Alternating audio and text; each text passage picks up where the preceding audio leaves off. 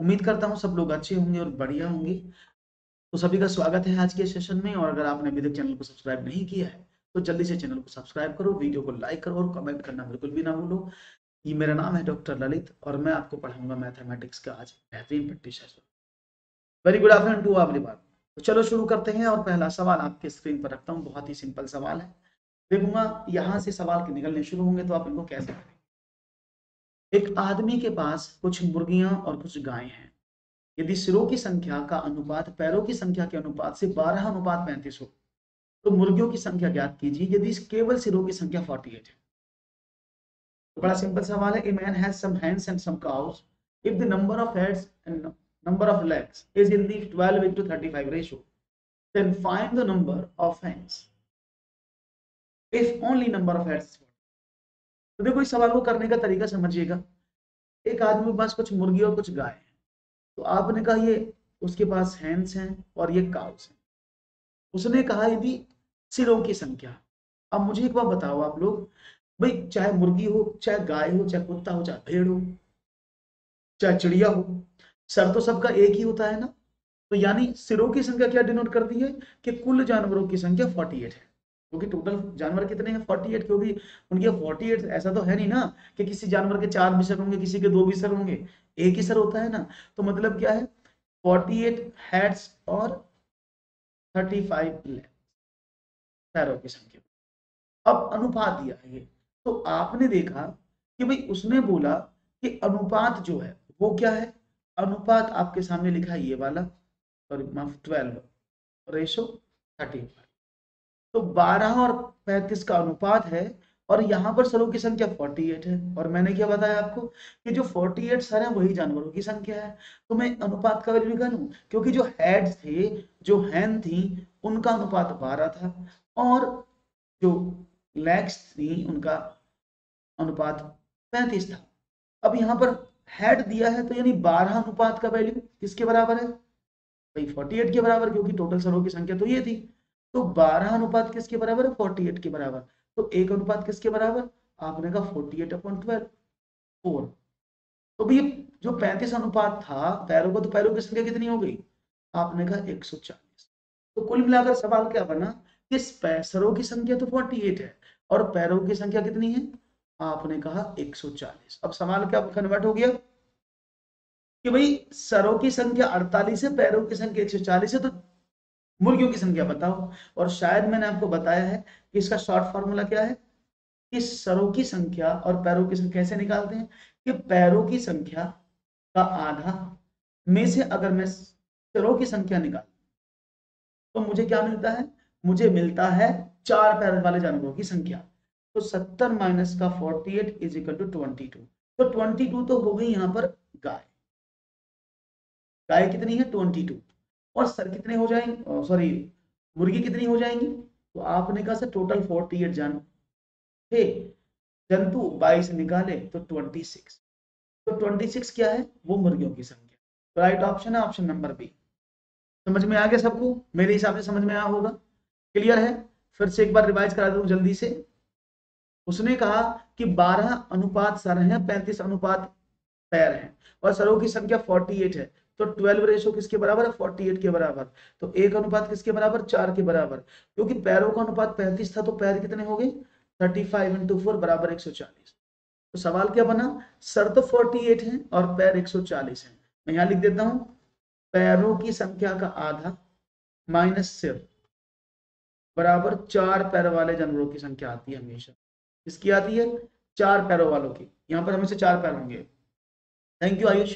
तो पैर कितने 140 आपने भी कैलकुलेट किया 140 अपॉन 2 माइनस का 20 48। तो ये 22 आया। तो 22 क्या हुआ, जो 4 पैर वाले जानवर तो गाय होती है ना। उसने पूछा मुर्गी, तो 48 में से आपने मुर्गी गाय घटा दी तो 26 आपको क्या मिल गई, मुर्गियां मिल गई। इज इट क्लियर, फिर से रिपीट कर दिया है जिससे कि प्रॉब्लम ना हो। एक और सवाल आपकी स्क्रीन पर, उन सभी अभाज्य संख्याओं का जो 17 से बड़ी नहीं है योगफल कितना है। The sum of all prime numbers not greater than 17 is what. 59, 58, 41 या 42। वो कौन सी संख्या है अभाज्य जो 17 से बड़ी नहीं है उनका सम बता दो। तो बड़ा ही आसान सवाल है। तो अगर मैं आपसे बोलूं 17 से बड़ी नहीं है, लेकिन 17 तक तो है ना, 17 से बड़ी मत लो, तो 17 तक की अभाज्य संख्या कितनी होगी? ओ माय गॉड, मैं भूल जाता हूं, अभी शेयर कर देता हूं।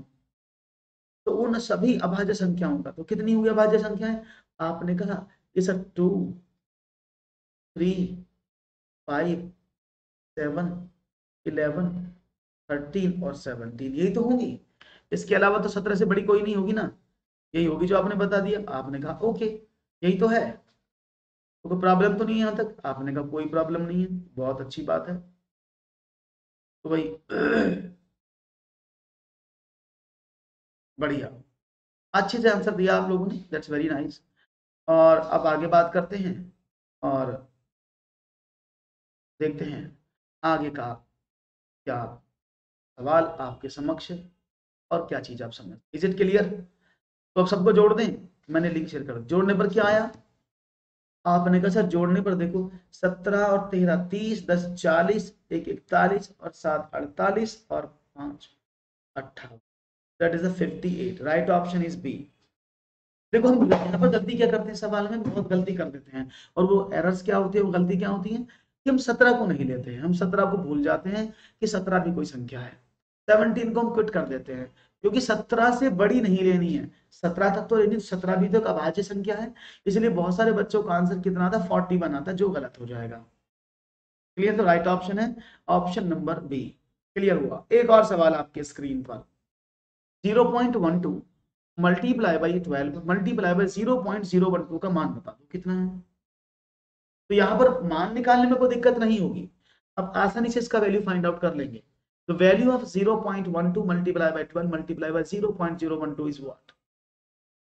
अब यहां पर सभी सवालों में लगभग एक जैसा आपको आंसर मिल भी रहा होगा, तो मुझे उम्मीद है कि आप इस आंसर को जरूर करेंगे कंप्लीट और मुझे देंगे सही उत्तर।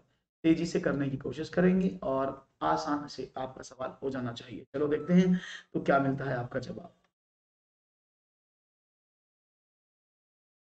आसान सवाल, इसको चाहेंगे तो आप आराम से कर लेंगे, मुश्किल नहीं है। डी, देखो, आप सभी जानते हैं दशमलव की जब मल्टीप्लाई होती है तो संख्याओं की तो मल्टीप्लाई करते हैं, दशमलव को बाद में पुट करते हैं। आपने क्या देखा, 12 12 12, तो 12 की गुणा 3 बार है, और 12 का क्यूब कितना होता है, 1728, ये सब जानते हैं। ये तो सभी को पता है ना कि 12 का अगर क्यूब करेंगे तो 1728, लेकिन दशमलव कितने के बाद आएगा, देखो 1 2 3 4 5, 5 अंक बाद दशमलव है, तो 4, ये आंसर आना चाहिए। 0.01728, जो कि राइट ऑप्शन है ऑप्शन नंबर डी। सारा खेल दशमलव का है। 12 का क्यूब तो सभी जानते हैं कि 1728 12 का क्यूब होता है, लेकिन दशमलव कहाँ लगाना है, 4 अंक बाद लगाना है कि 5 अंक बाद लगाना है कि 1 अंक बाद, ये आप डिसाइड करेंगे। जिन्होंने सी कहा है वो 1 अंक बाद कैसे लगा सकते हैं दशमलव, दशमलव तो 5 अंक बाद लगेगा ना। देखो 1 2 3 4 5, आंसर आपके सामने आया डी। कितना आसान सवाल था। तो ऐसे सवालों को तो आप देखते ही सॉल्व करने की कोशिश करें, मल्टीप्लाई करने मत बैठ जाना, वो बहुत टाइम टेकिंग होगा। एक और चलो, मोहित के पास 300 रुपए थे, उसने एग्जाम कार्ड की पुस्तक 99 रुपये 50 पैसे में ऑनलाइन खरीदी तथा शेष राशि से उसने 199 की अन्य पुस्तक ऑफलाइन खरीद ली। अब उसके पास कितनी शेष राशि बची है? लो भाई, इससे आसान सवाल मैं आपको और क्या बताऊं।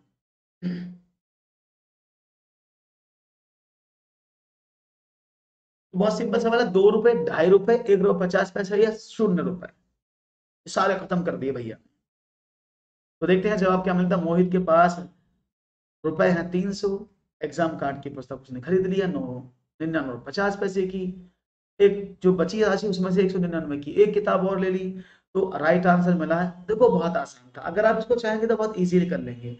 टोटल एक्सपेंसेस कितने हुए? आपने कहा सर 199 प्लस 99.50, 0.5 तो ये आया, और 298 ये आ गया। देखो 99 दूनी 98, 198 प्लस 298, तो 300 रुपये टोटल उसके पास थे। 300 में से 298 रुपये 50 पैसे की उसने शॉपिंग कर ली, तो कितना बचा, 5 1 रुपया 50। वैसे आप इसको ऐसे भी कर सकते थे इजीली। देखो 300 रुपए थे, अगर आप यहाँ देखें 100 रुपए बनाने के लिए तो 50 पैसे की जरूरत पड़ेगी, इसको देखें तो 1 रुपए की जरूरत पड़ेगी, 200 रुपए बचे। तो ऐसे भी कर सकते थे, 1 रुपये 50 पैसा। शॉर्ट में भी आप इसको कर सकते थे। डी नहीं होगा, option number D is wrong answer. 2 रुपये 50 पैसे कैसे बचेगा, 1 रुपये 50 पैसे तो बचेगा भाई। इतने जोड़ वाले सवाल में भी गलती करोगे क्या, ऐसा मत करो, नहीं तो प्रॉब्लम हो जाएगी सवालों में। राइट ऑप्शन है 1 रुपये 50 पैसे। एक और प्रश्न आपकी स्क्रीन पर लेता हूं, देखता हूं जवाब क्या मिलता है। कक्ष में गणितीय भाषा में निपुणता और निम्नलिखित क्रम में समस्याओं को प्रदर्शित करने के लिए बढ़ाया जा सकता है। अगर आप गणित की भाषा का विकास करना चाहते हैं तो इनमें से कौन सा क्रम सही है? प्रतीकात्मक भाषा, गणितीय समस्या संबंधी भाषा, गणितीय स्थिति की भाषा, या फिर रोजमर्रा की भाषा? रोजमर्रा की भाषा, गणितीय स्थिति की भाषा, प्रतीकात्मक भाषा, गणितीय समस्या समाधान की भाषा, गणितीय स्थिति की भाषा, प्रतीकात्मक भाषा, रोजमर्रा की भाषा। गणितीय रोजमर्रा की भाषा, गणितीय स्थिति की भाषा, गणितीय समाधान की भाषा, प्रतीकात्मक भाषा। तो देखते हैं आपका जवाब क्या मिलता है। और यहाँ पर तेजी से आप लोगों ने आंसर देने का पूरा कोशिश किया है। देखिए, जब भी हम बात करते हैं मैथमेटिक लैंग्वेज की, तो मैथमेटिक लैंग्वेज में मैंने आपको बताया भी था कि ये चीज सबसे ज्यादा चलती है, ELPS थ्योरी। शायद आपको याद हो, ELPS थ्योरी मैंने आपको पिछले वाले सेशन में भी बताया था। What is ELPS? E means होता है एक्सपीरियंस, L मीन्स होता है लैंग्वेज, P मीन्स होता है पिक्चर्स, और S मीन्स होता है सिंबल।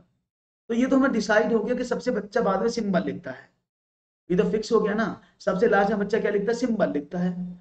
और आपके सामने सिंबल कहाँ है, प्रतीकात्मक भाषा, सबसे लास्ट में प्रतीक यूज करता है। और आपने देखा प्रतीकात्मक भाषा लास्ट में तो ये रही। इसके अलावा रोजमर्रा की भाषा, प्रतीकात्मक भाषा ये रही, और रोजमर्रा की भाषा। गलत है ना। और जब गणित की भाषा का डेवलपमेंट होता है ना, याद रखिएगा, जब भी गणित की भाषा का हम शुरुआत करते हैं, स्टार्ट करते हैं, तो याद रखिएगा सबसे पहले हम जो बालक डेली लैंग्वेज यूज करता है, क्योंकि गणित की भाषा कोई अलग सी भाषा नहीं है, जो हमारी डेली लैंग्वेज है, जो हमारी मातृभाषा है, जो हमारी रोजमर्रा की भाषा है, सबसे पहले हम उसको यूज करते हैं। पहले बच्चा रोजमर्रा की भाषा सीखता है। मनीषा, सबसे पहले बच्चा रोजमर्रा की भाषा बोलता है। अगर मैं गणित पढ़ाने भी लगूंगा आपको, तो सबसे पहले तुम आपको हिंदी या अंग्रेजी या भोजपुरी या मैथिली, जिस भाषा में बच्चा पैदा हुआ है, जिस भाषा का वातावरण उसका है, वही तो पढ़ाऊंगा। उसी की भाषा वो रोजमर्रा की भाषा बनती है। तो कोई भी चीज सीखने से पहले उसे रोजमर्रा की भाषा का ज्ञान होना बहुत जरूरी है। देन गणितीय स्थिति की भाषा क्या होती है, कि आप गणित में आगे करना क्या चाहते हैं। गणित स्थिति की भाषा का मतलब है कि आप करना क्या चाहते हैं सवाल में, आपको किस तरह का सवाल मिला उसको जानना। उसके बाद सवाल कैसे होगा, उसका समाधान कैसे होगा, और देन उसको आप सिंबॉलिक लैंग्वेज में रिप्रेजेंट करना सीखते हैं। तो जो विकास है वो कैसे होता है, आप डी की जैसे, सबसे पहले वो रोजमर्रा की भाषा सीख। क्लियर है, राइट ऑप्शन 6 का डी। अच्छा लगा मुझे आपका जवाब। एक और सवाल, प्राथमिक स्तर के बच्चे दी गई आकृतियों को उनकी दिखावट के आधार पर वर्गीकृत करने के योग्य हैं। वान हेले के अनुसार वो ज्यामिति के कौन से स्तर पर हैं? विश्लेषणात्मक स्तर पर, अनौपचारिक निगमन पर, औपचारिक निगमन पर, या मानसिक चित्रण पर? ये सवाल बहुत बार पूछा गया है कि भाई प्राइमरी लेवल के बच्चे हैं, या वान हेले के अनुसार वो किस लेवल पर हैं। अगर आपको दिया जाता है कि पर्टिकुलर बच्चा ये काम करने के लिए निपुण है, तो आपको ये जरूर पता होना चाहिए कि कौन से स्तर पर बालक क्या सीखता है अकॉर्डिंग टू वान हेले। और यहाँ पर ए ऑप्शन मिला विश्लेषण, बहुत सारे बच्चों ने कहा है डी, कोई कह रहा है सी। सबके अलग अलग नियम है।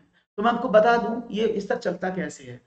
मानसिक चित्रण 0 लेवल होता है, विश्लेषणात्मक स्तर 1 होता है, अनौपचारिक लेवल 2, औपचारिक लेवल 3, और एक लेवल 4 होता है दृढ़ता। उसको भी लिख देता हूं मैं, दृढ़ता, जिसको आप रिगर बोलते हैं अंग्रेजी में। ये लेवल नंबर 4 होता है। तो अकॉर्डिंग टू वान हेले टोटल 5 लेवल होते हैं जो 0 से 4 तक जाते हैं, ठीक है ना। तो सबसे पहले अगर बच्चा, जब बात करते हैं मानसिक चित्रण की, इसको इंग्लिश में विजुअलाइजेशन बोलते हैं, मेंटल इमेजिनरी। तो विजुअलाइजेशन में बच्चा क्या करता है, वह आकृतियों को उनकी दिखावट और बनावट के आधार पर सीखता है। सिर्फ दिखावट और बनावट के आधार पर, ये दिखने में कैसी है, दिखने में, वो एग्जाम्पल्स जानता है, उन एग्जाम्पल्स को समझता है। तो वो होता है लेवल नंबर 0, क्योंकि यह दिखावट के अनुसार वो वर्गीकृत कर रहा है। तो वो क्या है, वो मानसिक चित्रण पर है, ठीक है ना। उसके बाद उसके बाद जब बच्चा लेवल 1 पे आता है तो वो उसकी बेसिक प्रॉपर्टी, जो त्रिभुज की 3 भुजाएं होती हैं, चतुर्भुज में 4 भुजाएं होती हैं, और उनके नाम जानना शुरू करता है कि ये समांतर चतुर्भुज है कि समचतुर्भुज है। अनौपचारिक निगमन में वह उस पर्टिकुलर शेप की सभी प्रॉपर्टीज, डी प्रॉपर्टीज, जो भी प्रॉपर्टी उसके साथ लगी हुई है, उन सबको निकालना सीखता है, उसको पहचानना सीखता है कि ये आकृति बेसिकली क्यों है। जैसे हम बोलते हैं ना कि हर एक वर्ग जो है आयत हो सकता है, लेकिन हर एक आयत वर्ग नहीं हो सकता। तो वर्ग की वो सारी प्रॉपर्टी से रूबरू है कि वर्ग की प्रॉपर्टी क्या है जिससे वो आयत को अलग कर रहा है। और औपचारिक निगमन में बच्चा दो भिन्न भिन्न आकृतियों के बीच में संबंध खोजने की कोशिश करता है। जैसे ये वाला मैं बना दूं आपके सामने कि ये एक समबाहु त्रिभुज, इसके अंदर एक ये अंतःवृत्त है, इसकी रेडियस और इसका ए का संबंध क्या है, तो ये r is equal to A upon 2√3 है। तो इसको क्या बोलते हैं, ये दो अलग अलग आकृतियों में जब संबंध बच्चा बनाता है तो वह अनौपचारिक निगमन के आधार पर होता है, और दृढ़ता में वो स्वयं की आकृतियों को बनाने की कोशिश करता है। मेरे हिसाब से आपको पांचों लेवल का मैंने ब्रीफ दे दिया है कि एक लेवल पर क्या होता है। उम्मीद करता हूं ये लेवल आपको आगे वाले प्रश्नों में हेल्प करेंगे। एक और प्रश्न, हस्तपरक प्रतिमान, स्थिर चित्र, लिखित प्रतीक, मौखिक और लिखित भाषा, वास्तविक संसार की स्थितियां तथा संदर्भ, ब्लैंक को दर्शाने के 5 तरीके हैं। देखते हैं क्या होता है। दर्शाने के 5 तरीके हैं। ज्यामिति प्रमाण, गणित की पाठ्यचर्या, गणितीय शब्द भंडार या गणितीय चिंतन और विचार। यानी there are 5 ways to observe the paradigm of mathematics, that is stationary pictures, written symbols, verbal and oral language, and conditions and context in the real world. It's geometric proof, mathematical curriculum, mathematical vocabulary, mathematical thinking and ideas. तो यहां पर बता रहे ज्यामिति प्रमाण, देखिए समझिएगा। ज्यामिति प्रमाण में अगर आपको बोला है हैंड मेड, हैंड क्राफ्ट, कोई भी कार्ड आप प्ले करते हैं, कोई भी चीज हाथ से, आप हैंड कार्ड बोलते हैं जिनको, चीजों को सीखते हैं, आपके सामने कोई कांस्टेंट फिगर्स बने हुई हैं, कोई लिखित प्रतीक बने हुए हैं, प्लस माइनस गुणा भाग, लिखित भाषा है या भौगोलिक स्थितियां हैं, ये सब मैथमेटिक थिंकिंग और आइडियोलॉजी को डिनोट करते हैं। तो राइट ऑप्शन डी, ना कि ज्यामिति प्रमाण को। आपको ज्यामिति प्रमाण इसलिए लग रहा होगा, मैं बता देता हूं, क्योंकि इसमें चित्र आ गया है, लेकिन चित्र में गणित की ही तो पार्ट है। ज्यामिति is the part of mathematical thinking. आप समझ रहे हैं भाई, मैथमेटिकल थिंकिंग का पार्ट ही तो होता है। ऐसा तो है नहीं कि ज्योमेट्री में गणित के बाहर की चीज है, मैथमेटिकल पार्ट ही है ना, इसलिए ये सारी चीजें इस मैथमेटिकल थिंकिंग और उसमें आइडियाज पर आ जाएगा। तो राइट ऑप्शन है ऑप्शन नंबर डी। क्लियर हो गया। एक और सवाल आपके स्क्रीन पर ये रहा। राष्ट्रीय पाठ्यचर्या की रूपरेखा 2005 के अनुसार प्राथमिक स्तर पर संख्याओं और उन पर संक्रियाओं, मात्राओं का मापन आदि का शिक्षण कहलाता है। गणित शिक्षण के उच्च उद्देश्यों को पूरा करता है, बच्चों की चिंतन प्रक्रिया के गणितीकरण के उद्देश्यों को पूरा करता है, महत्वपूर्ण गणित शिक्षण के उद्देश्यों को पूरा करता है, या गणित शिक्षण के संकीर्ण उद्देश्यों को पूरा करता है।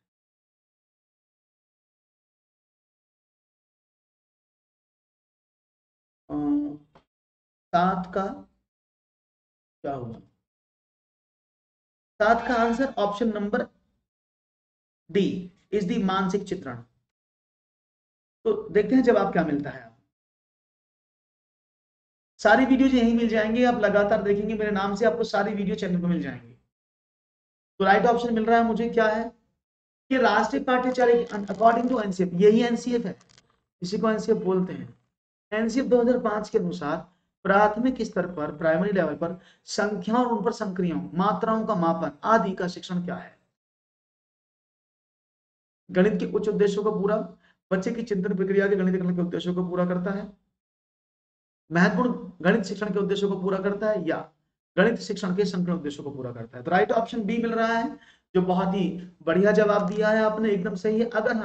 अगर मैं ये मात्राओं का मापन इसमें से निकाल दूं, अगर मैं इस मापन को यहां से हटा दूं, फॉर एग्जाम्पल मैं इस मात्राओं के मापन को यहां से हटा देता हूं, तब इसका आंसर कौन सा होना चाहिए?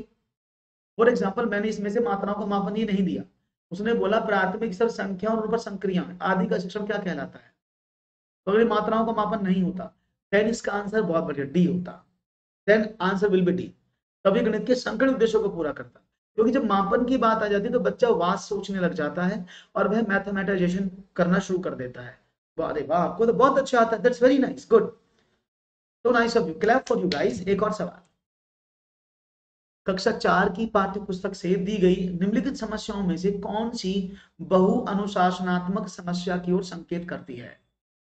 बहु अनुशासनात्मक का मतलब होता है मल्टी डिसिप्लिनरी। तो मल्टी डिसिप्लिनरी अप्रोच कौन सी है, ये आपको बताना है। दी गई आकृति की दर्पण छवि का आरेख बनाइए। दी गई आकृति में कितनी सममिति रेखाएं हैं? किसी दी गई ज्यामिति आकृति में एक सममिति रेखा खींचना।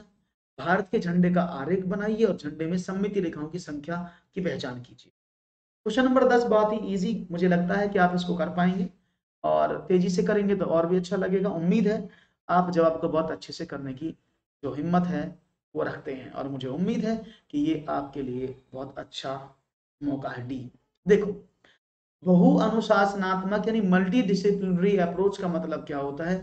जो मल्टी डिसिप्लिन होते हैं, उन मल्टी डिसिप्लिनरी अप्रोच का मतलब होता है कि एक विषय के साथ साथ दूसरे विषय को भी सॉल्व किया जाए, यानी एक विषय को लेकर उसमें दूसरे विषय की चीजों को भी खोजा जाए, जिसको अप्लाइड मैथमेटिक्स भी बोल देते हैं।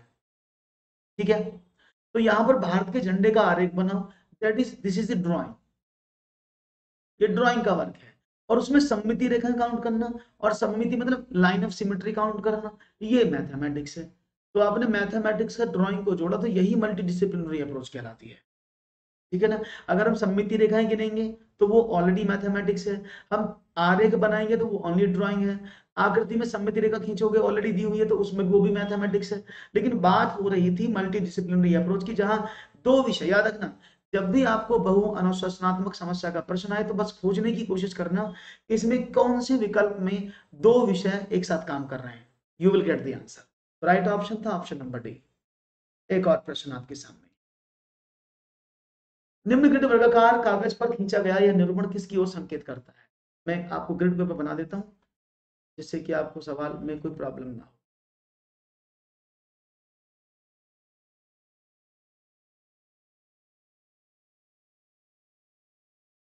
ये ग्रिड पेपर आपके सामने बना हुआ है ऐसे, आपको बताने किसकी संकल्पना की बात करता है।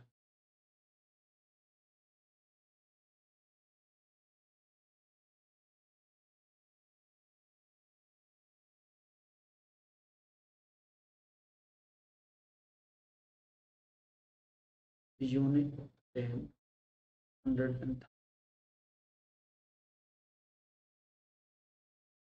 चलिए, इस तरह का ग्राफ चार्ट आपके सामने बना है।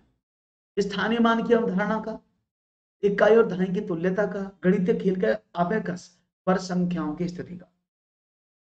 तो देखते हैं आपका जवाब क्या मिलता है। ग्रिड पेपर पर खींचा गया निरूपण किसकी ओर संकेत करता है? स्थानीय और इकाई की तुल्यता का, स्थानीय मान की अवधारणा का। तो यहाँ पर बहुत सारे बच्चे दे रहे हैं, इसका आंसर आपको पता लग गया होगा देखते ही। तो मैंने क्या लिखा, यूनिट मींस इकाई, इसको हिंदी में इकाई, ढाई, सैकड़ा, हजार, यानी ये क्या चीज शो कर रहे हैं? स्थानीय मान के बारे में बात कर रहे हैं। ये प्लेस वैल्यू है कि इस वाले में प्लेस वैल्यू यूनिट है जिसमें 3 डॉट लगे, इस वाले प्लेस में यूनिट पर कोई निशान नहीं है, थाउजेंड पर टेंस पर 3 बिंदी आपने लगाई, तो इसका वैल्यू 30 है, इसका वैल्यू 3 है। तो वो तुल्यता नहीं कर रहा है, तुल्यता मतलब कंपैरिजन नहीं कर रहा है, वो क्या कर रहा है, वो स्थानीय मान की अवधारणा को, कंसेप्ट को बता रहा है कि ये कॉलम से इनमें इकाई दहाई सैकड़ा भरो। तो राइट ऑप्शन क्या था? मेरी क्लास का टाइम 4 बजे होता है पर डे, तो राइट ऑप्शन क्या है? The right option is option number A, स्थानीय मान की अवधारणा को मजबूत करने का काम वो कर रहा है। वन मोर क्वेश्चन आपके स्क्रीन पर, मानसिक गणित संबंधी गतिविधियां महत्वपूर्ण है, सब जानते हैं मेंटल मैथमेटिक्स संबंधी जितनी गतिविधि सब महत्वपूर्ण है, क्योंकि यह निम्नलिखित में से किसी एक के लिए अवसर उपलब्ध कराती है। जो मानसिक गणित है वो सारी, उस पर जो गतिविधियां आप कराते हो, एक्टिविटीज कराते हो, वो सारी इंपॉर्टेंट है। तो किसका अवसर देती है? एक, पेपर पेंसिल का उपयोग करते हुए कक्षा में प्रक्रियाओं को सीखने में निपुणता प्राप्त करना। बी, कलन विधि को सीखने में निपुणता प्राप्त करना और कम समय में अधिक संख्याओं में समस्याओं का अभ्यास करना। परिकलन में परिशुद्धता के साथ उनकी गति को बढ़ाने और परीक्षाओं में उनके निष्पादन में सुधार लाने के लिए मदद करना। मानसिक संगठन में संबंधित प्रक्रियाओं का विकास, क्योंकि शिक्षार्थी तेज गति से संख्याओं के परिकलन के बीच संबंधों को पहचानने की कोशिश करते हैं। क्या बात है, जैसे ही सबसे बड़ा सा दिखता है तो उसका तुरंत लगाते, तो ऐसा तो नहीं है कि जैसे सबसे बड़ा प्रश्न दिखता, ओ माय गॉड यही तो है, ओ दैट्स अ राइट शॉट, यही है, यही तो है वो, क्योंकि बड़ा लिखा हुआ है, तो ऐसे में समझना बड़ा है तो बेहतर है कि जवाब एकदम आपका सही है, 100% ओके है, बिल्कुल सही जवाब है।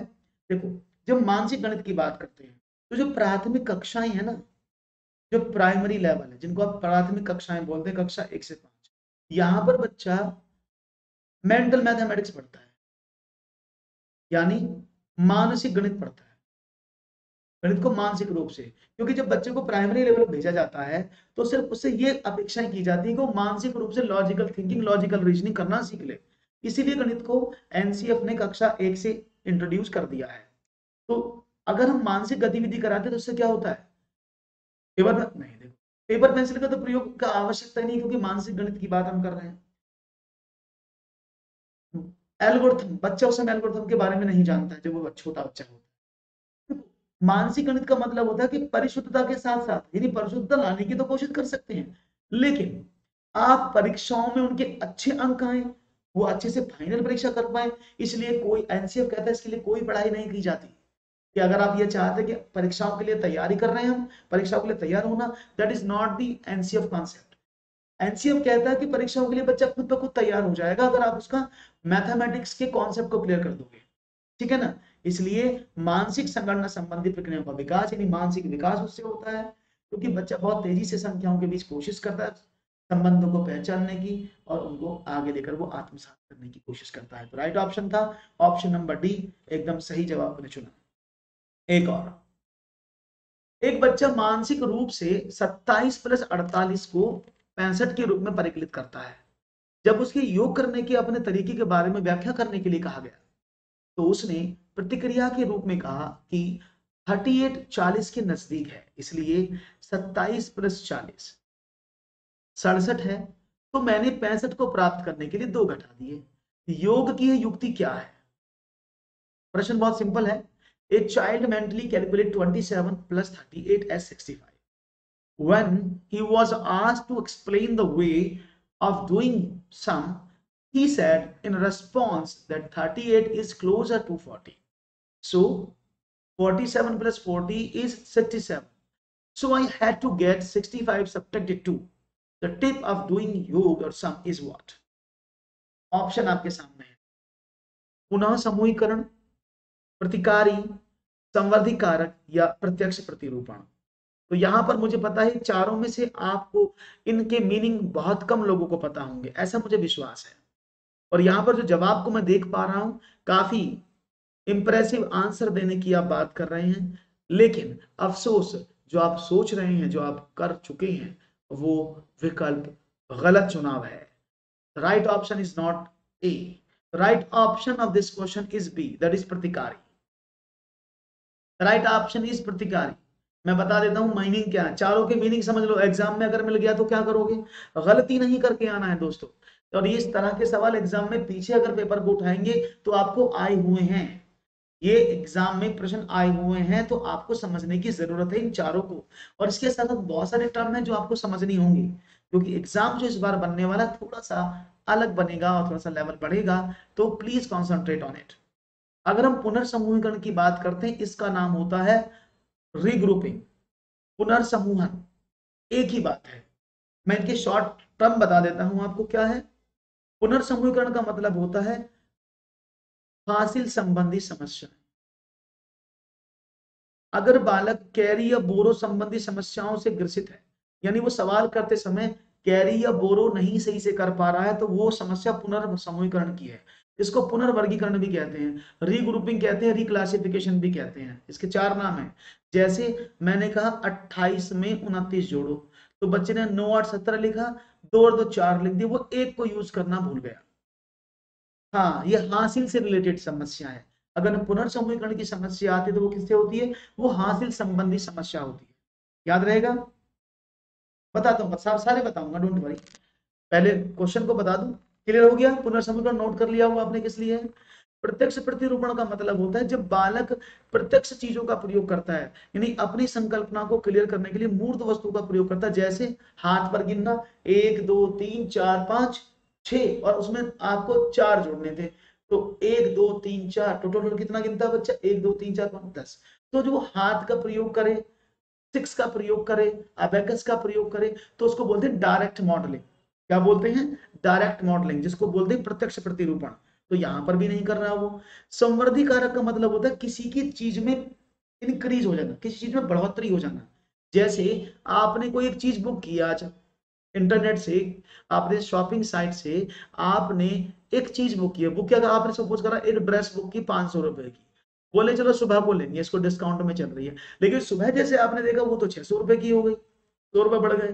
तो किसी की कीमत में अचानक से वृद्धि हो जाना, किसी चीज की वैल्यू में इंक्रीमेंट हो जाना संवर्धी कारक कहलाता है। अब बात आती प्रतिकारी, तो ये प्रतिकारी क्या है इसको समझ लेना। प्रतिकारी को प्रतिपूर्ति,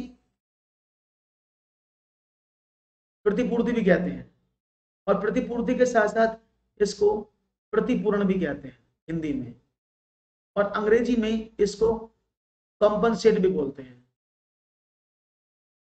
कंपनसेशन याद रहेगा, चार नाम बता रहा हूं, प्रतिकारी, प्रतिपूर्ति, प्रतिपूर्ति, कंपनसेशन या काउंटर बिलिंग, ये एक ही बात है। बताता हूं, सब बताता हूं, इज इट क्लियर।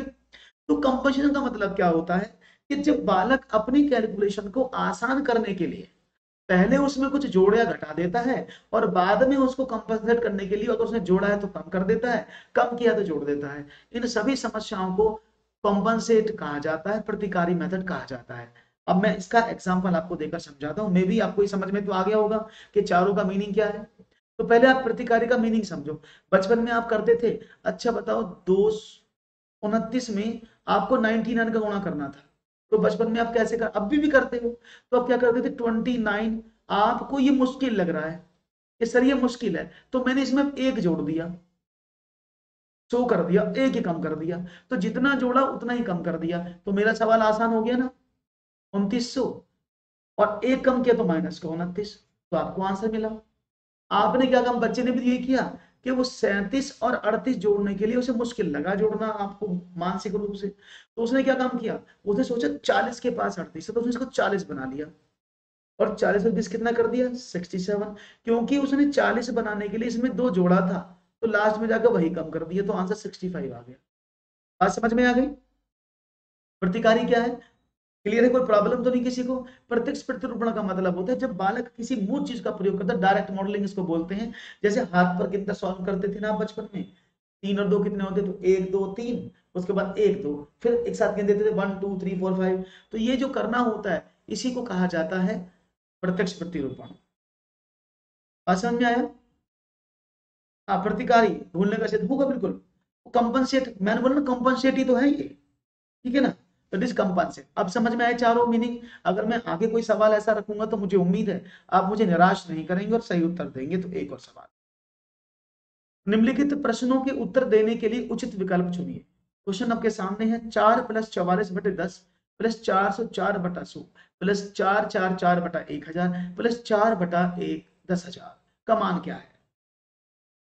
सिंपल सवाल है, उम्मीद करता हूं वीडियो को लाइक करते रहें और शेयर करते रहें साथियों के साथ। निम्नलिखित प्रश्नों के उत्तर देने के लिए उचित विकल्प को आपको चूज करना है।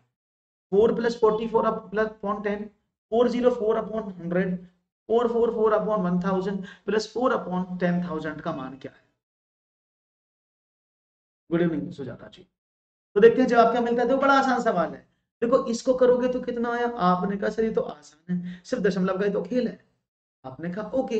तो देखो 4 तो ये हो गया, प्लस जब 44 में 4 का 10 का डिवाइड किया तो 4.4, जब आपने 404 में 100 का भाग किया तो प्लस का 04.04, भाई 2 अंक बाद यहाँ लग गया, 3 अंक बाद किया तो दशमलव यहाँ आ गया, तो क्या हो गया प्लस का 0.444, प्लस जब आपने 4 में 10,000 का डिवाइड किया तो 1 2 3 यहाँ पर दशमलव लग गया, तो 0.0004, बस सबको जोड़ना ही तो है, सबको जोड़ना ही तो है। अब जोड़ेंगे ऐसे, देखो 4 ये आया, तीसरे अंक पर फिर ये 4 था और कहीं ना था ये आया, उसके बाद तीसरे अंक पर 0, तीसरे अंक पर 4 4 और 4, फिर दोबारा से 4 और 4 8 हो गया। अब क्या देखें, अब आया 2 अंक दूसरे पहले अंक पर देखें तो 4 और 4 8, और देखें 4 3 12, तो कितना आना चाहिए? 12, 88, 44। राइट ऑप्शन कौन सा हुआ? 89 कैसे हो गया भाई?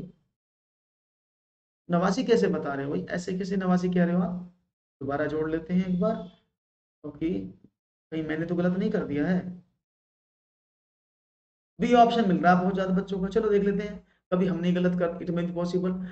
4 में 4 जोड़ा तो 8.4, ओके, प्लस फिर 4.04 जोड़ा तो 12.04, प्लस 12.44, ओके, प्लस 0.44 किया तो तीसरे अंक पर अंक था 0.444, प्लस 0.0444, ओके। नहीं भाई, सवाल तो मैंने सही किया है। सी ही तो होगा, सही तो है, मैं वेरीफाई कर रहा हूँ। चलो एक बार जोड़ लो, सी ही इसका आंसर है। ओके, नेक्स्ट क्वेश्चन की बात करते हैं। Is it it's fine and cool. हाँ इतना ही है। 888 कैसे आ जाएगा? इसमें तो ऑप्शन ही नहीं है। हाँ, आयुष दोबारा से चेक करो। चलो, धनात्मक पूर्णांक के ऐसे युग्मों की संख्या जिनका योग 99 है और महत्तम समापवर्तक 9 है, क्या है? Number of pairs of positive integers whose sum is 99 and the greatest common factor is 9। अच्छा सवाल है, खूबसूरत सवाल है, ध्यान से करने की कोशिश करेंगे, गड़बड़ नहीं करेंगे सवाल को करने के लिए। धनात्मक पूर्णांकों के ऐसे युग्म जिनकी संख्या 99 है और मैस है, HCF 9 है, वो कितनी है? तो 99 के आपको ऐसे पॉसिबल जोड़े लिखने हैं, पूर्णांक लिखे हैं जिनका योग 99 आना चाहिए। दो संख्याओं को टोटल 99 हो और उनका HCF है वो भी 9 होना चाहिए। तो कितना आंसर है मैं बता देता हूं। देखो 99 है, अगर मैं उसमें 9 देखो, यानी हर एक संख्या, उसने बोला ना HCF 9 है, तो मीनिंग क्या हुआ कि हर एक संख्या का जो मल्टीपल है वो 9 होना जरूरी है। अगर संख्या का मल्टीपल 9 नहीं होगा तो HCF नहीं होगी। तो जितने भी 9 के मल्टीपल होंगे वो सब इसके फैक्टर बनने की कोशिश करेंगे। तो मैंने पहली संख्या लिखी 9 और 90। देखो दोनों 9, दोनों में 9 कॉमन है ना। दूसरी 18, 81। तीसरी हुई 27, 72। चौथी निकालें तो 36 प्लस 54, 63। उसके बाद बात करें तो 45 और 45, ये तो बनेंगे। हाँ जी, तीन कैसे निकाले आपने? मुझे तो पांच दिख रहे हैं। अब देखो, क्योंकि सभी नो के मल्टीपल, उसने बोला ना HCF कितना है, दैट इज 9। तो 9 सभी में होना जरूरी है, तो मैंने 9 का पहाड़ा पढ़ दिया ना। देखो 9 एकम 9, 9 दूनी 18, 9 27, 9 34, 9 5 45। अब इधर से देखो 9 दाई 90, 9 नाम 81, 9 72, 9 37, 9 और 9 6 54। माफ करिएगा, तो ऐसे की 54, इट्स 50। क्लियर है? अब देख लो, अब जो इनके जोड़े बने वही तो बने। क्लियर है भाई? तो ऐसे पॉसिबल जोड़े जो बनेंगे वो 5 होने चाहिए। ओके, 9 7 2 9 6 3 9, हाँ सही तो है। योग 45 प्लस 45 नहीं होगा, वो 45 90 हो जाएगा ना वो। भाई 45 प्लस 45 तो 90 हो जाएगा ना, हमें तो 99 चाहिए ना। वो मैंने 54 लिखा तो 4 5 बदल गया। तो राइट ऑप्शन कितना हुआ? 1 2 3 4 एंड 5। तो राइट ऑप्शन है 5 जोड़े होंगे। और ये सवाल बहुत ज्यादा गलतियां कर देते हैं एग्जाम में, क्योंकि हम कभी भी 3 लिख देते हैं, कभी 4 लिख देते हैं, श्योर नहीं होते। और इस तरह के एग्जाम में क्वेश्चन आने तय हैं इस बार। इस तरह के क्वेश्चन एग्जाम में आने के पूरे चांसेस हैं। तो be cool, be ready and be prepare for these types of questions. एक और सवाल, एक सवाल और लिया जाए, बढ़े आगे। तैयार है सब लोग? Okay, one more. यदि 12 व्यक्ति एक खाई को 20 दिन में खोद सकते हैं, तो 15 दिन में इस खाई को खोदने के लिए कितने व्यक्ति लगाने होंगे? 12 व्यक्ति हैं, एक खाई को 20 दिन में खोद सकते हैं, तो 15 दिनों में इस खाई को खोदने के लिए कितने व्यक्ति लगाने होंगे, ये आपको बताना है। तो if 12 people can dig a trench in 20 days,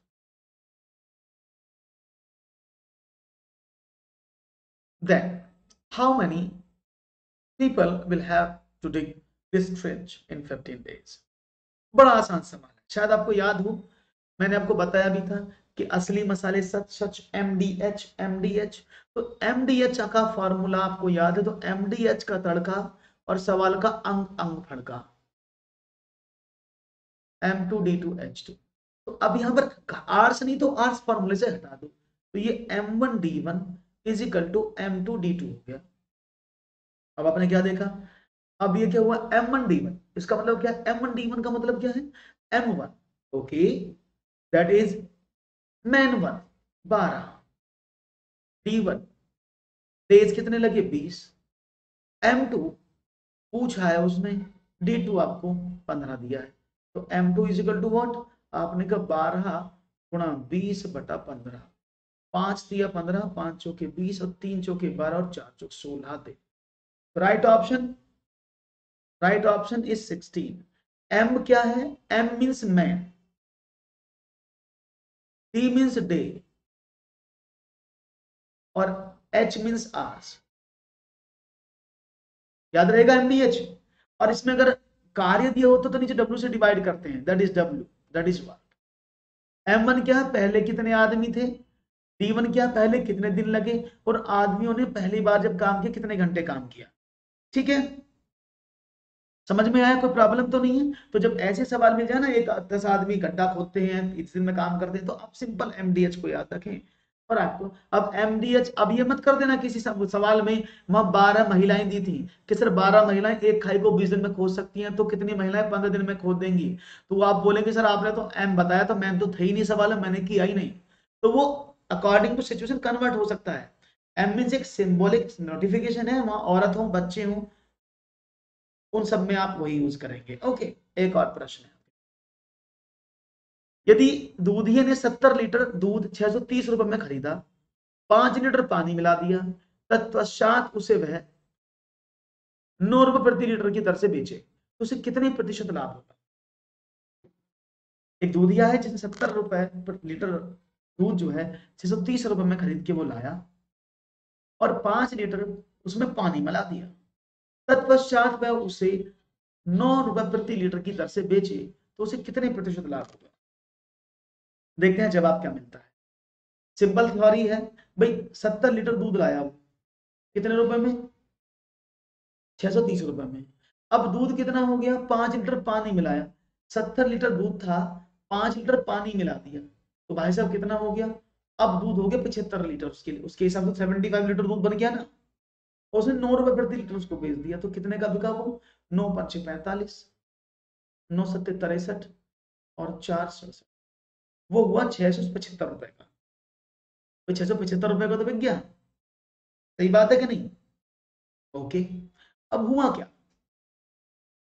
हुआ ये कि भाई साहब 675 रुपए का दूध उन्होंने बेच दिया, लिया था 630 रुपए का, तो कितने रुपए का फायदा हो गया, आपने कहा कि सर 45 रुपए का फायदा कमा दिया भैया ने, 45 रुपीज का अर्न हो गया ना।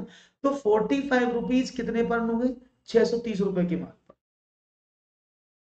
और मल्टीप्लाई बाय 100 करेंगे तो परसेंटेज आ जाएगा, ऐसे तो करोगे, 9 पंजे 45 और 9 सत्ते 63, तो 50/7%।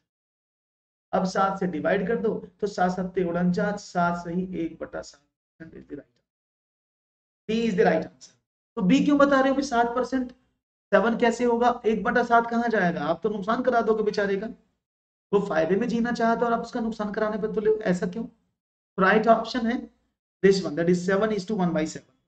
क्लियर है, समझ में आ रहा है सवाल, कोई दिक्कत तो नहीं हो रही किसी को, आसान था।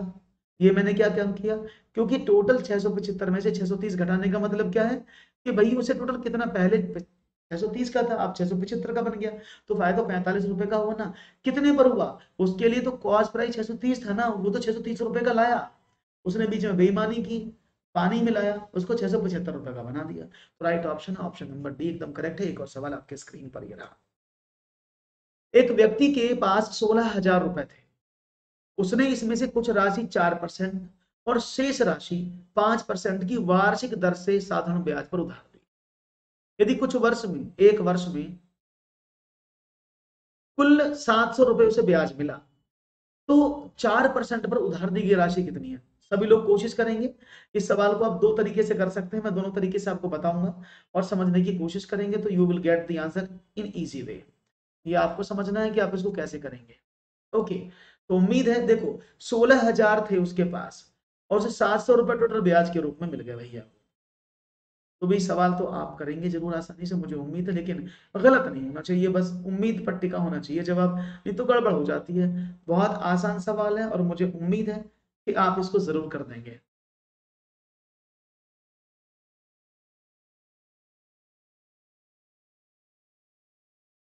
जी, ओके।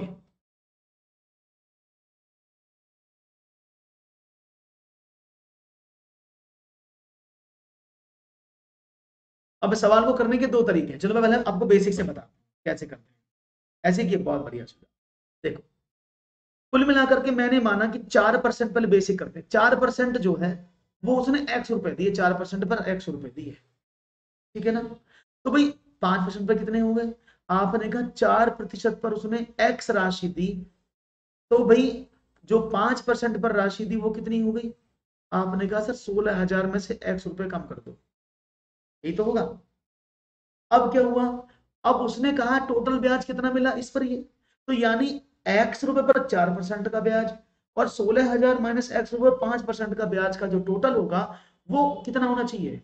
वो 700 रुपए आना चाहिए। तो मैंने लगाया साधारण ब्याज का फॉर्मूला पहले वाले पर, क्या बना? आपने कहा सर मूलधन गुणा दर बटे 100। तो मूलधन पता है एक्स है, दर कितनी है?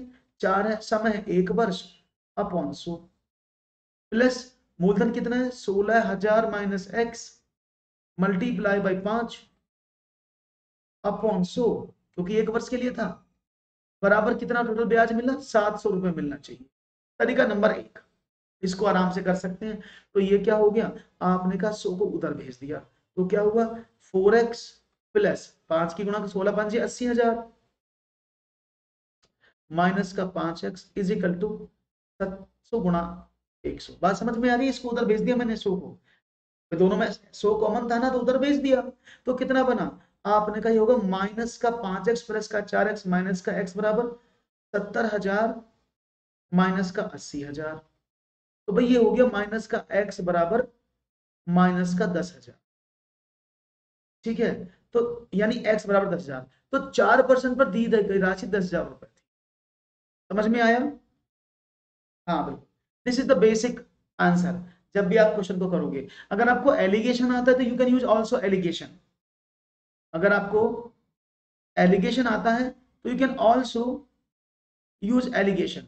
अब एलिगेशन कैसे लगाते हैं वो भी बता दे। ये समझ में आया? कोई ऐसा मेरा साथी जिसको समझ में ना आया तो प्लीज लेट मी आस्क, जल्दी बताइएगा। कोई समझ में दिक्कत आई हो तो बता दो भैया, ठीक है ना? तो मुझे उम्मीद है कि गलती तो नहीं होगी आपसे और आप आसानी से इसको करेंगे भी। तो अगर मैं इसको एलिगेशन से बताऊं तो एलिगेशन से समझ लो भैया क्या होगा इसका आंसर। देखिए, अगर हम एलिगेशन की बात करते हैं तो इसको हटा रहा हूं मैं। अब एलिगेशन कैसे लगाते हैं? ऐसे, एक तरफ 4% की राशि दी गई थी, एक तरफ 5% की राशि दी गई थी, है ना? एक तरफ 4% पर ब्याज पर पैसा दिया गया, दूसरा जो दिया गया वो 5% पर दिया गया। अब टोटल ब्याज कितना मिला? 16,000 पर 700 रुपए। तो मैं इसका ब्याज निकालूं तो 700 रुपए मिले परसेंट बट 16,000 पर। तो आपने इसको डिवाइड कर दिया दो अंक बाद, 16/70, तो 4.375। तो टोटल दर कितनी आ गई? 4.375। ये इसकी दर आ गई,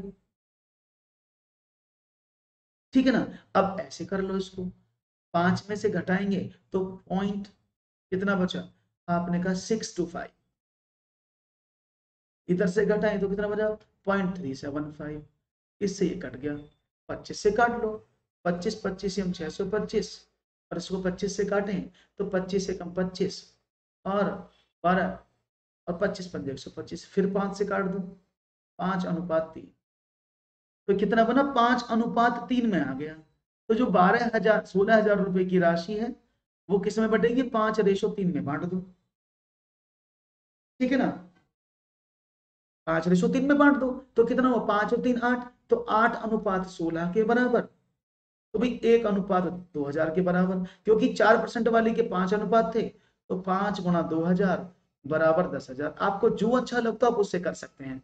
तो मैंने आपको एलिगेशन बता दिया, बेसिक क्वेश्चन कैसे करते हैं वो भी समझा दिया, दोनों से आप कर सकते हैं। मैं अधिकतर प्रेफर करता हूं कि आप एलिगेशन रूल लगाएं, जिससे कि आपको कैलकुलेशन में थोड़ी सी कम समस्या हो। बात समझ में आ गई, कोई प्रॉब्लम तो नहीं है? That is the alligation rule. क्योंकि एलिगेशन कब लगता है, जब तीनों जो मात्रा है वो एक सेम यूनिट में हो, और जो टोटल पर एवरेज निकल रहा है वो उन दोनों के बीच में, जो 4 और 5 के बीच में था। एक और पढ़ते हैं आगे और नया सवाल देखते हैं। गलत है, 22.5 रेट कैसे निकाल दोगे, इतनी महंगी रेट? चलो बताओ, सवाल आपके सामने। एक और, कौन सा कथन सही है? बहुलक बराबर 3 माध्यिका प्लस 2 समांतर माध्य। बहुलक बराबर 2 समांतर माध्य माइनस 3 माध्यिका। बहुलक बराबर 3 माध्यिका माइनस 2 समांतर माध्य। इसको मैं इंग्लिश में लिख देता हूं। बहुलक को बोलते हैं, ये मेन मीडियन है, बहुलक को बोलते हैं मोड। दिस इज मोड, ये मोड लिखा है। तो इनमें से कौन सा सही है? मोड इज इक्वल टू क्या होता है? 3 मीन मीडियन माइनस 2 मीन। सही रिलेशन ये है, ये जो मैं लिख रहा हूं। किसी भी, इसको कई तरीके से आप लिख सकते हैं रिलेशन को, ऐसा नहीं है कि आप इसको इसी तरीके से लिखें। The lots of way to write this relation.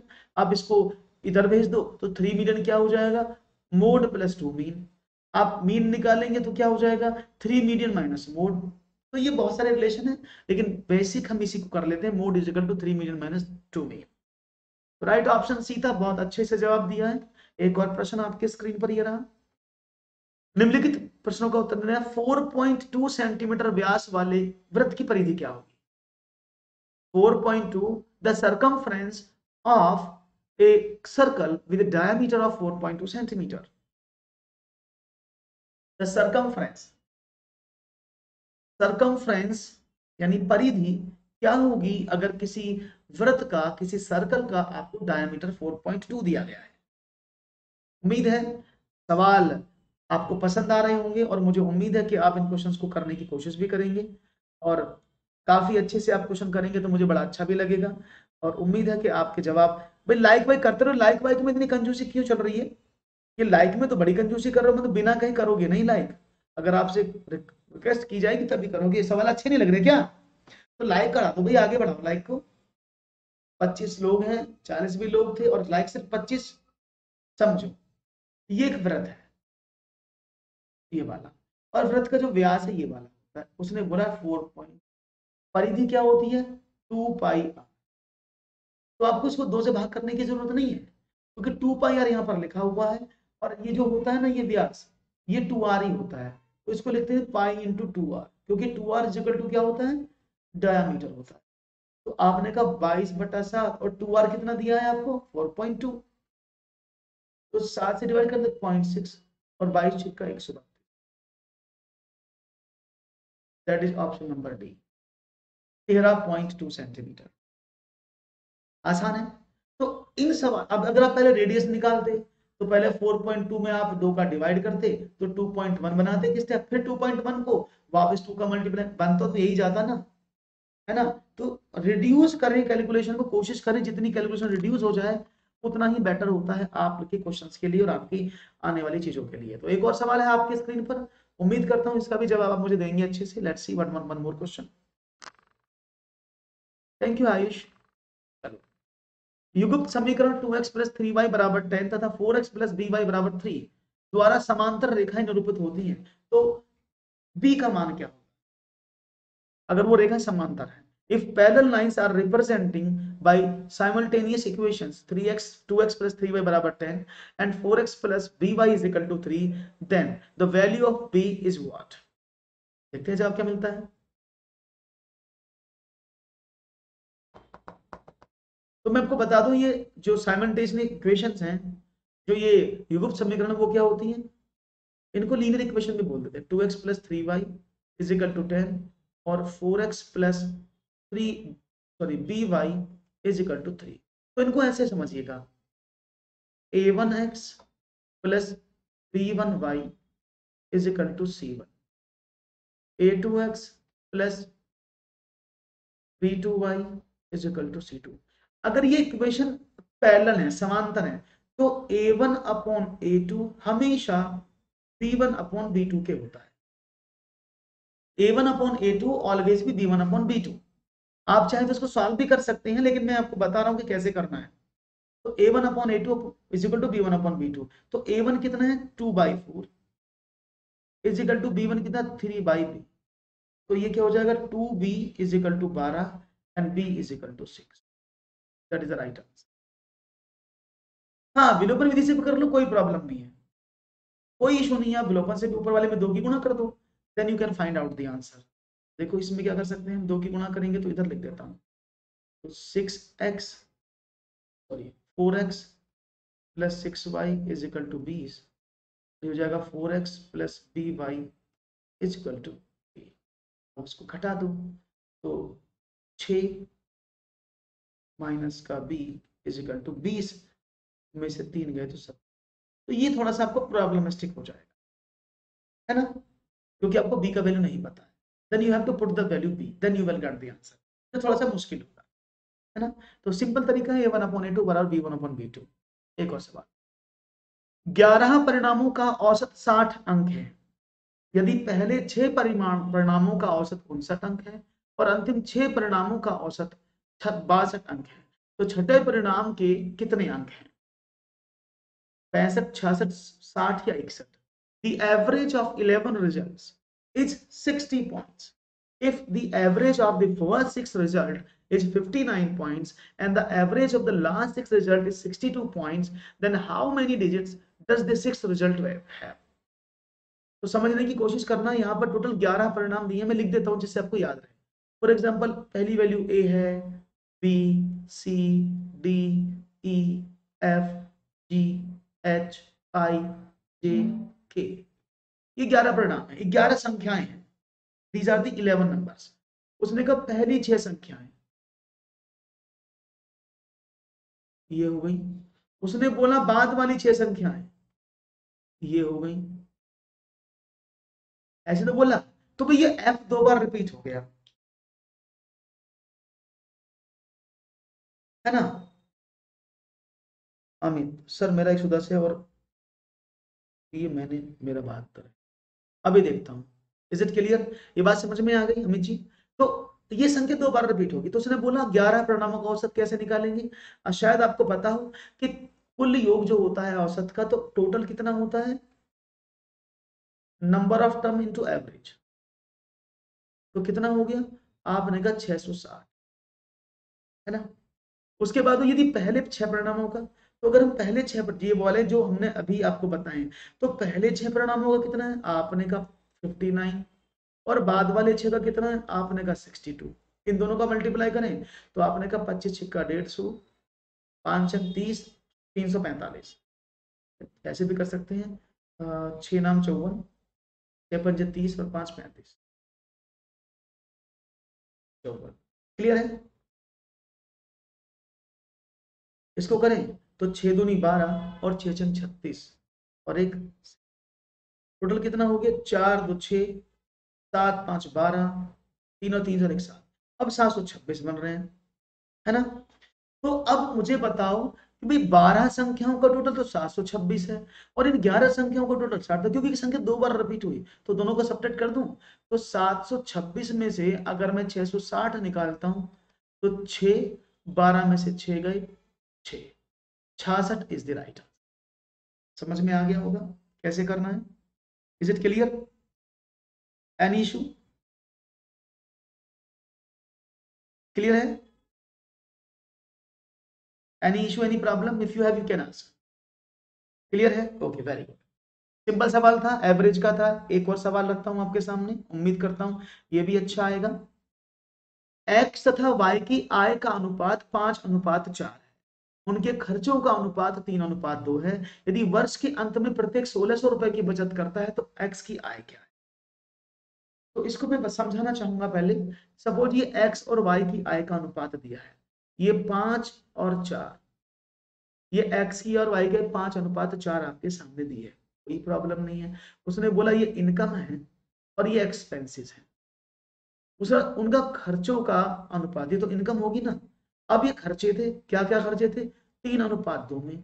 तो मैंने क्या माना कि भाई मैंने इनकम को जो उसका अनुपात था वो एक्स और खर्चे को वाई माना।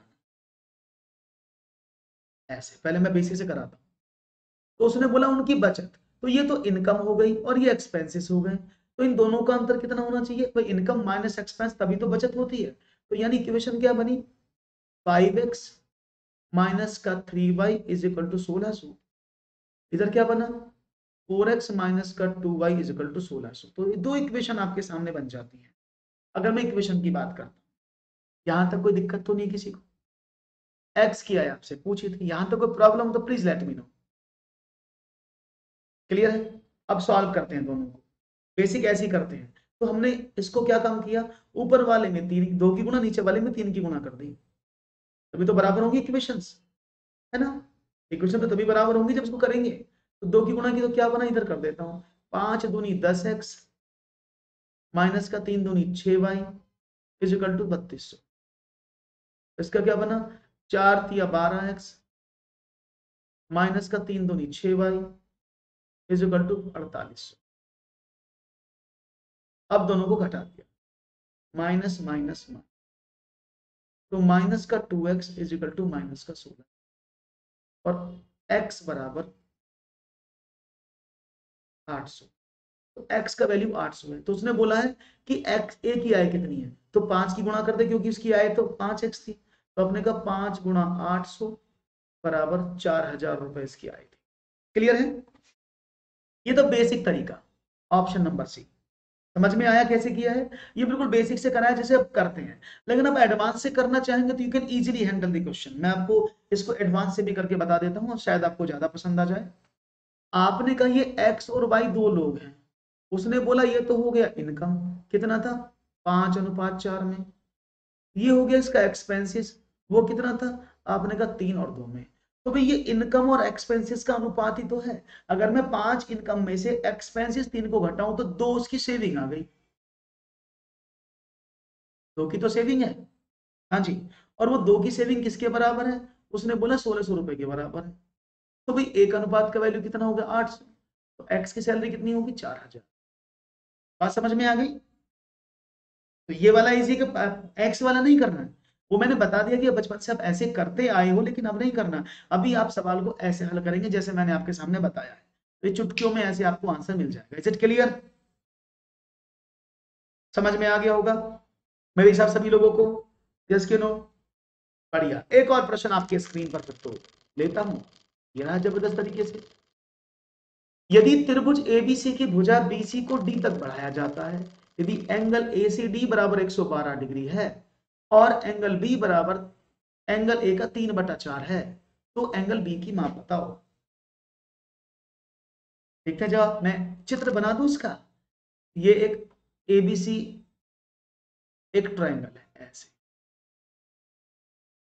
ये ए है, ये बी है, ये सी है। उसने बोला बी सी को डी तक बढ़ाया जाता है, ऐसे इसको आगे बढ़ा दिया डी।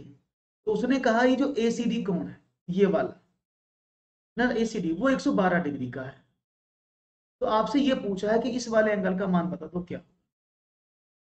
अब देखो ऐसा जब क्वेश्चन आपको मिल जाता है तो घबराने का नहीं, सवाल को समझने का। उसने बोला एंगल ए और एंगल बी दोनों में रिलेशन दिया है कि जो एंगल बी का वैल्यू 3/4 ए है। अगर मैं एंगल बी को एक्स मान लेता हूं तो एंगल ए क्या होगा, आपने कहा 3x/4, यही तो होगा। अगर मैं बी को एक्स मानता हूं तो एंगल ए कितना होगा 3x/4, क्योंकि एंगल बार बार लगूंगा तो टाइम लगेगा।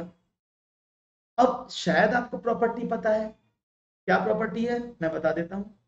त्रिभुज के दो अंतः कोणों का टोटल उनके सम्मुख कोण के बाह्य कोण के योग के बराबर होता है। त्रिभुज के दो अंतः कोणों का योग उनके सम्मुख कोण के बाह्य कोण के बराबर होता है। यानी इसका मतलब क्या है कि जो एंगल ए और एंगल बी को आप जोड़ोगे तो 112 आना चाहिए। आप चाहें तो उसको लीनियर पेयर से भी कर सकते हैं कि इसका वैल्यू 68 आ जाएगा, तब भी आप कर सकते हैं। तो एंगल ए कितना है, आपने कहा x, और एंगल बी कितना है 3x/4, तो वो 112 के बराबर होना चाहिए। तो ये वो 7x इज इक्वल टू 112 गुणा 4। तो भाई x बराबर कितना हो गया 112 इंटू 4/7, तो 16 7 112 और 16 चौके 64 degree. Right option D. Please अंदाजा नहीं लगाना है, सवालों में भी अंदाजा नहीं लगाना है, सवाल को समझने की कोशिश करो, प्रश्न को समझने की कोशिश करो कि इसका आंसर क्या है। ज्योमेट्री आते ही आप थोड़े से परेशान से लग रहे हैं मुझे सब लोग, क्या बात है भाई, ज्योमेट्री आती इतना नुकसान। सवाल तो मैंने बहुत ही अच्छे तरीके से आप लोगों के लिए डिजाइन किए हैं, और मुझे उम्मीद है कि ये डिजाइन जो सवाल मैंने किए ये आपको बहुत बेनिफिटेड होंगे और ये आपको बहुत फायदा भी करेंगे। तो आप थोड़ा सा फोकस करके पढ़िएगा और इन पर थोड़ा सा कॉन्सेंट्रेट कीजिएगा, then it is very good for you also. एक और सवाल लेता हूं, चलो। 7 सेंटीमीटर लंबी एक जीवा वृत्त के केंद्र पर 60 डिग्री का कोण बनाती है, वृत्त की त्रिज्या क्या होगी? एक वृत्त है, उस पर एक जीवा, जीवा जानते हैं ना, कोण, वो 60 वृत्त के केंद्र पर 60 डिग्री का कोण बनाती है, तो वृत्त की रेडियस बता दो कितनी है। ये बहुत आसान सवाल है, अगर आप इसको सोचेंगे तो ये एक बार में आसानी से हो जाएगा। चलो देखता हूं कौन कौन है मेरा साथी जिसमें है इस सवाल को करने का फास्टेस्ट तरीका और जो मुझे बताएगा सबसे तेज। तो देखते हैं, यहां पर आपने देखा ये आपके सामने एक वृत्त है, ये होती है जीवा। जीवा मीन्स कोड, परिधि के दो बिंदुओं को मिलाने वाली जो लाइन होती है उसको कोड यानी जीवा बोलते हैं, और ये है इसका सेंटर। ठीक है, अब क्या हुआ, ये सेंटर है और इसने कहा सेंटर पर जो कोण बनाती है वो 60 डिग्री का बनाती है, ऐसे। तो भाई ये तो रेडियस है ना, तो बराबर होगी रेडियस, क्योंकि उसने 60 डिग्री का कोण बनाया है। और आप जानते हैं अगर किसी भी त्रिभुज में एक कोण 60 डिग्री का और दो भुजाएं बराबर है, तो ये कोण भी तो 60 डिग्री के ही हो गए, है ना, ये भी तो 60 डिग्री के हो गए। यानी आपके सामने एक ट्रायंगल बना है ऐसे, आर तो 7 दी थी ना, ये 7 है, ये 7 है, ये कोण 60 डिग्री का है, ये कोण 60 डिग्री का है, ये कोण 60 डिग्री का है, तो भाई इसकी लेंथ कितनी हो जाएगी? ये कौन सा त्रिभुज बन गया? ये बन गया समबाहु त्रिभुज, जिसको आप बोलते हैं इक्विलेटरल ट्रायंगल। और इक्विलेटरल ट्रायंगल में सभी भुजाएं बराबर होती हैं, सभी कोण भी बराबर होते हैं। इसका मतलब इसकी जीवा की जो लंबाई है वो 7 है, अब तो ये भी 7 7 ही होगी, तो उसका रेडियस कितना हुआ? That is 7। क्लियर है, क्योंकि ऑलरेडी 7 दिया हुआ है और ये बराबर है, दोनों 60 डिग्री का कोण बना रहे हैं। तो हमें सारी प्रॉपर्टीज को मद्देनजर रखते हुए इस काम पर पहुंचे हैं कि ये जवाब एकदम सही है, एकदम बढ़िया है। ठीक है ना, तो एक और सवाल लेता हूं फिर। चलो अब नहीं लेता हूं, सबने जाना शुरू कर दिया, शायद कोई दूसरी क्लास होगी। तो चलिए आज के सवाल मैंने यहीं पूरे कर दिए हैं। बहुत बहुत धन्यवाद, शुक्रिया आप सबका जुड़ने का। अगर सेशन अच्छा लगा हो तो भाई लाइक जरूर कर दें, चैनल को सब्सक्राइब जरूर कर लें और वीडियो को आगे शेयर करना बिल्कुल भी ना भूलें। धन्यवाद।